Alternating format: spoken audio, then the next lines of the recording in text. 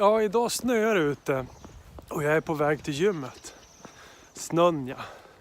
Härligt narrativ för det här. Och det passar ju bra eftersom idag tänkte jag att vi skulle prata just om narrativ och storytelling i gamification-skolan.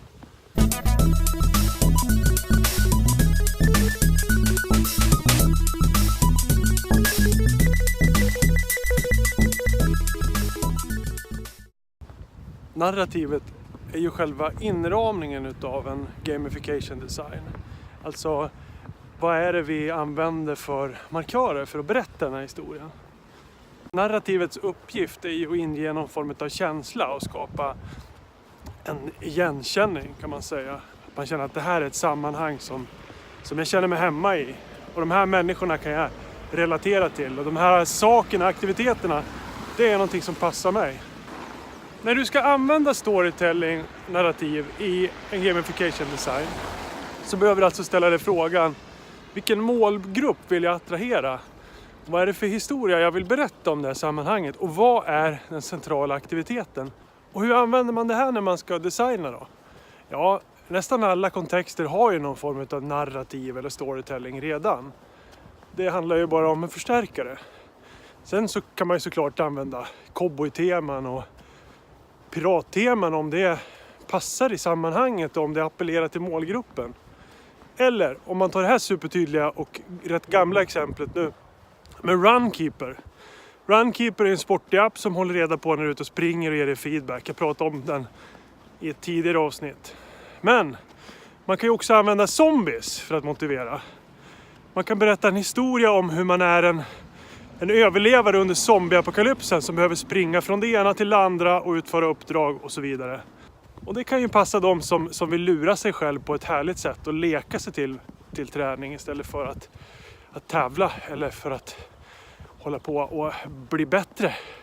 På en arbetsplats så finns det ju en viss kultur och vissa värderingar som man kan känna igen sig i och som man kan identifiera sig med. Det handlar om identifikation väldigt mycket med narrativ och storytelling. Och snart är det ju jul och snacka om narrativ alltså. Nu blir ju handeln väldigt glad för julen är ju verkligen ett tema som sätter igång någonting. Nostalgi och känslor i allra högsta grad.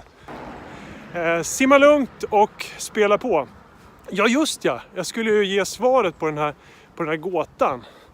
Det handlar ju om flow i förra avsnittet. Och flow.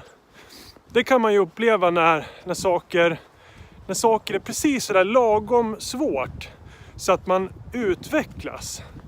Ja, vad handlar det här om då? Jo, det handlar om att man hamnar i en uppåtgående flytkanal, fritt översatt.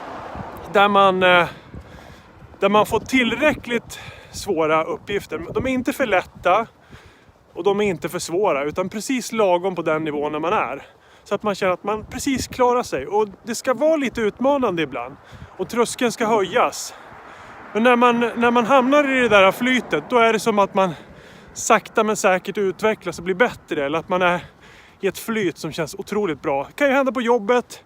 När man sitter och matar på och allting bara flyter.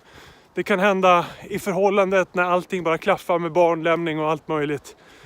Men flow alltså. Känslan av att allting går ens väg. Och det här kan man ju såklart designa för också.